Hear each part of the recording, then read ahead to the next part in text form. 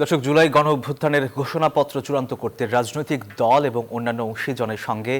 একটি সর্বদলীয় বৈঠক করছেন অন্তর্বর্তী সরকারের প্রধান উপদেষ্টা ডক্টর মোহাম্মদ ইউনূস। আর এই বিষয়ে আরও বিস্তারিত জানাতে সরাসরি যুক্ত হচ্ছেন সহকর্মী শাহ আলী জয়।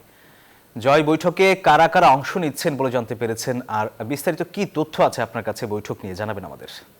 সোহাগ, আপনি নিশ্চয়ই এতক্ষণে জেনে গেছেন যে বিকেল 4টার সময় আনুষ্ঠানিকভাবে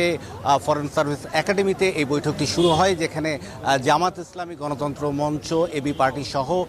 বিভিন্ন রাজনৈতিক দলের নেতৃবৃন্দ উপস্থিত রয়েছেন এবং বিএনপির পক্ষ থেকে দলটির স্থায়ী কমিটির সদস্য সালাউদ্দিন আহমেদ যোগ দিয়েছেন এই বৈঠকে। এছাড়াও নাগরিক কমিটি এবং বৈষম্য বিরোধী ছাত্র আন্দোলনের পক্ষ থেকেও কিন্তু একটি প্রতিনিধি দল এই বৈঠকে অংশ নিয়েছেন এবং আমরা জানতে পেরেছি যে বিকেল 4টার সময় প্রধান উপদেষ্টা ডক্টর মোহাম্মদ ইউনূসের উদ্বোধনী বক্তব্যের মধ্য দিয়ে এই বৈঠক শুরু হয় এবং তার উদ্বোধনী বক্তব্যে তিনি যে বিষয়গুলোর উপর গুরুত্ব দিয়েছেন, যে তিনি বলেছেন যে ঐক্যবদ্ধভাবে সকলের মতামতের ভিত্তিতেই কিন্তু একটি ঘোষণাপত্র তৈরি হওয়া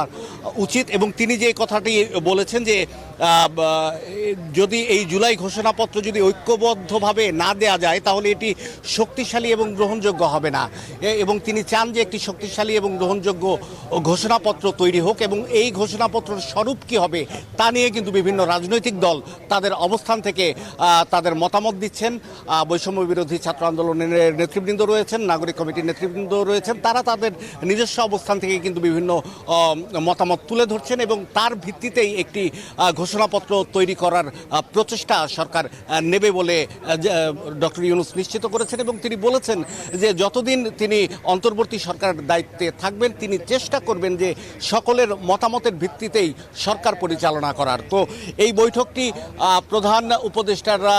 দপ্তর থেকে আমরা যতদূর জানতে পেরেছি যে সন্ধ্যা 7টা পর্যন্ত এই বৈঠকটি অনুষ্ঠিত হবে এবং এই বৈঠকের পর আসলে বৈঠকে কি কি আলোচনা হলো, ঘোষণাপত্রের কাজ কতদূর এগোলো সেই বিষয়ে ধারণা পাওয়া যাবে যখন এই বৈঠক শেষে